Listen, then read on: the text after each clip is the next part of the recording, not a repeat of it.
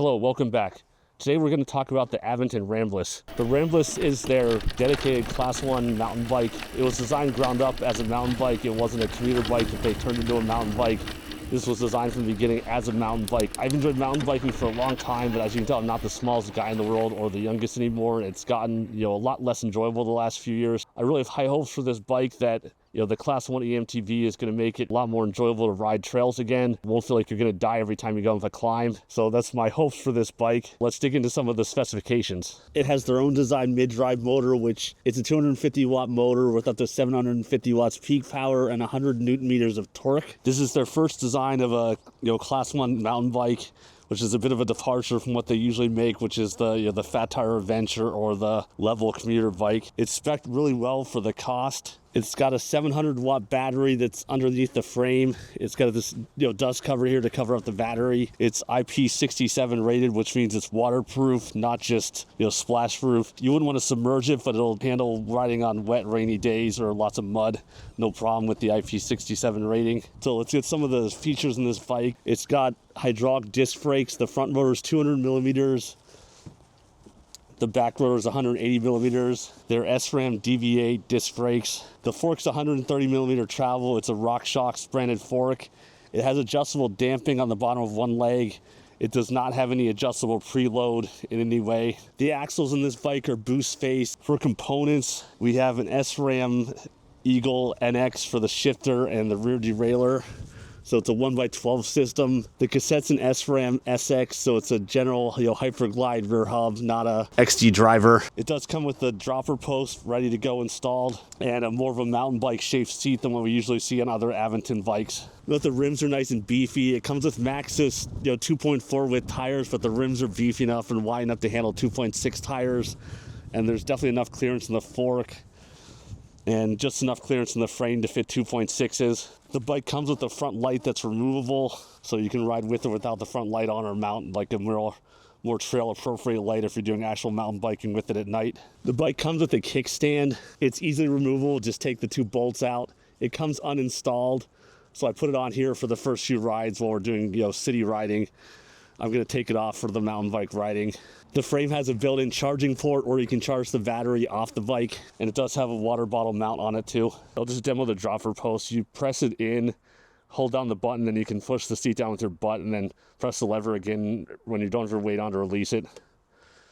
Overall, it works, but it's not the best dropper post in the world. But yeah, it gets the job done, but that's about all I can say for it. So let's talk about the display and what you can do. You can press the power button to change to the different displays, so you can get the trip meter that way, or back to the speedometer. If you hold the plus and minus buttons down, you get into the menu, and the things you can do like clear trip, display units, backlight, auto power off. The auto headlight, you can turn it on if you want to, if you want the headlights to turn on by themselves when it gets dark. System info, set date and time, and then here's the QR code for pairing the app and exit. Aventon is a phone app that works with all their bikes. I've linked it to the Ramblas. You can just follow the screen to the controller and scan the QR code. Once you're on here, there's a bunch of things you can adjust. You can set the mode that you're currently riding on. There's not much point to that since you can do it. The buttons on the bike. In the settings, however, there's some neat things you can do.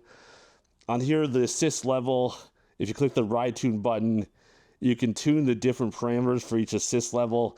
For instance, Eco feels a bit strong even when climbing, so I would probably tune Eco down a little bit to make it more of an Eco. All three levels, you can set the settings independently. You have max torque, assistance, and pedal response. You can tune all three of those. The Ramblas is available in 4 different frame sizes. This is a size large. Right now, it's just offered in one color. They did have a special edition color last year, but they don't have it anymore. So right now, green is the color you can get. This bike is UL certified for the battery and components.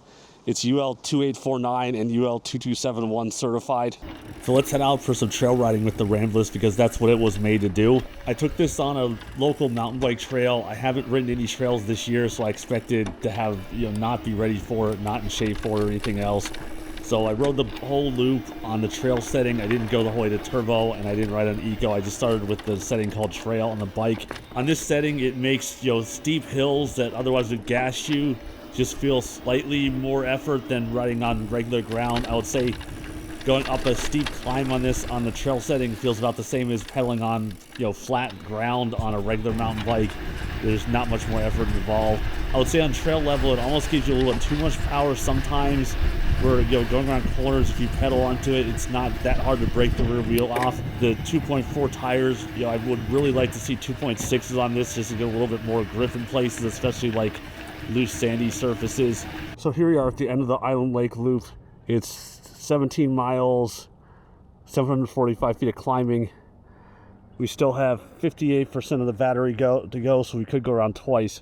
But anyway, did all 3 loops here on trail setting. We never went to on turbo or eco, just trail, just see how it would go. Never really broke a sweat. Very easy ride. Felt nice and relaxing, not like what it felt as being a kind of out of shape fat guy on the first rides for the year otherwise. So that was nice. Definitely impressed by the bike overall, how it handles and how much power it has for climbing and how easy it makes the ride. This is a kind of grindy little climb here. Let's see how it goes.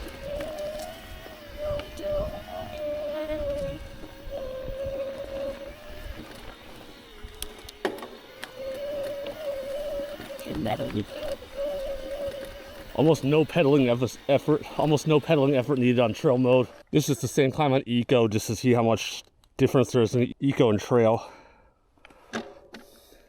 And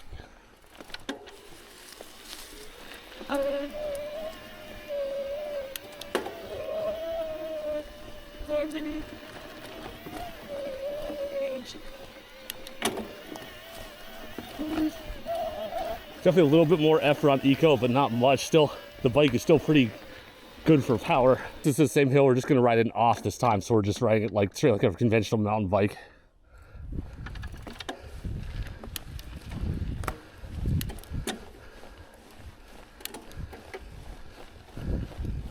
Okay, this is lowest gear. Definitely not zipping up like we did last time.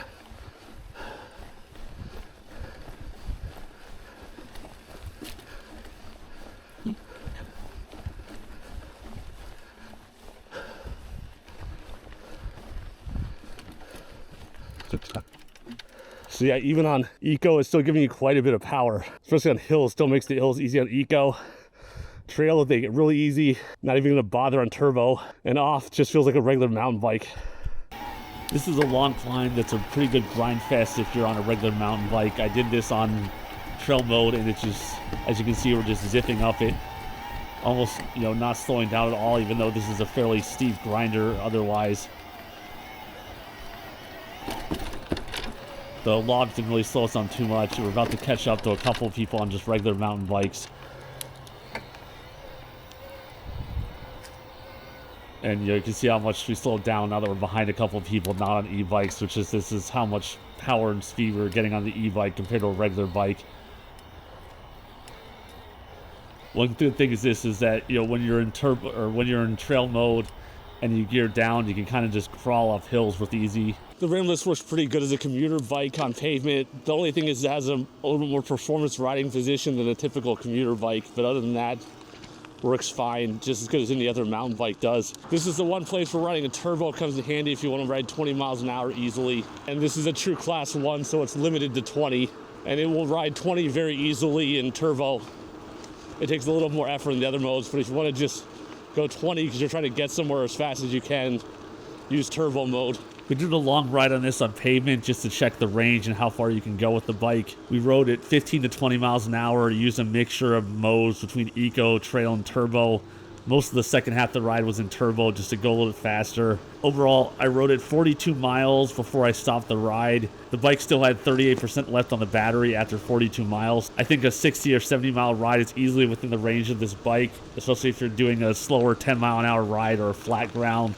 This should hit 60 or 70, no problem. Let's talk a little bit about assembly. The Aventon Ramblas comes in a large box for shipping. It took me about 40 minutes to get it from box to ready to ride, not counting charging the battery. There really isn't that much to do. The only thing you have to do for assembly is mount the pedals, mount the dropper post lever because that comes not attached, and then mount the handlebar. SRAM Eagle derailleur does come pre-adjusted. I did not have to adjust it on my bike, which is nice because those are kind of a pain to adjust. The instructions are pretty good. Anybody should be able to put this bike together. There's enough tools included for doing everything except for attaching the pedals. There is no pedal wrench included with this bike. Aventon does include them in some of their other bikes, so I'm not sure why this one didn't get one. Let's talk about the overall value of the Ramblas. The Ramblas retails for $28.99. So let's look at how the Ramblas compares to the bikes from Specialized, Trek, and Giants. Those are arguably the three most popular mountain bike brands on the market today, and they have been for the last 20 years. The Specialized Turbo Taro is their hardtail entry-level mountain bike. The motor only has a 50 Newton meter motor, and it only comes with a 530 watt battery. If you look at components, it comes with Shimano Allevia as a 1x9, which is barely a mountain bike component. The shock's only a 110 millimeter coil spring from Suntours. It just has a regular seat post. They have no IP rating. It does have UL 2849 and UL 2271 UL listings. If you look at the Trek Marlin 6, it also retails for $28.99. It only has 415 watt max output, and it's only, again, 50 Newton meters of torque, and the battery is a measly little 400 watt battery, and it has Shimano U4000 1x9, which is a slightly better but not much better component set than what the Specialized bike had. There is no IP rating for the Trek Marlin 6, and the bike is UL 2849 UL listed, but the battery is not. The Giant entry-level e-bike offering is the Talon E Plus 3. It does have a lower price point at $2,400.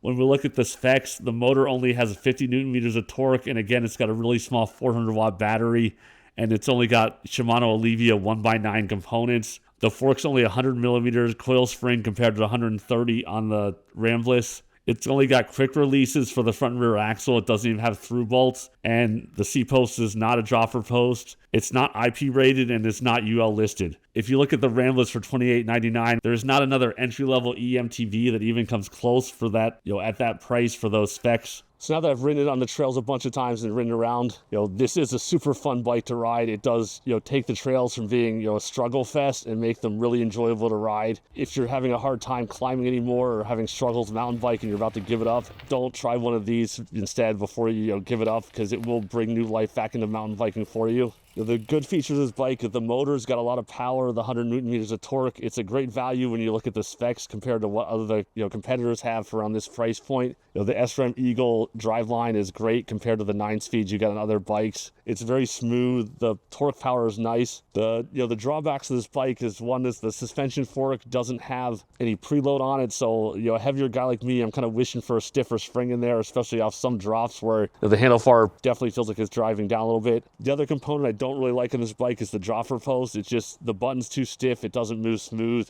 Even with this seat collar as loose as you can possibly take it and still hold the seat in place, it's just not a very good dropper post. Other than that, the overall package of this bike is really good. The feel, the ride position, everything else, I really enjoy it a lot. And, I would definitely, buy this again if I was buying another Class 1 E-MTB for myself. I know they've shown a full suspension version of this bike that will be out in a year or two. They don't have the timing yet, but I will definitely want to get one when it comes out. If you're looking for a Class 1 E-MTB and you want to, make trails fun to ride again, or just want a bike to ride around, the Ramblas is a great pick. You can find some links below for where to find the Ramblas.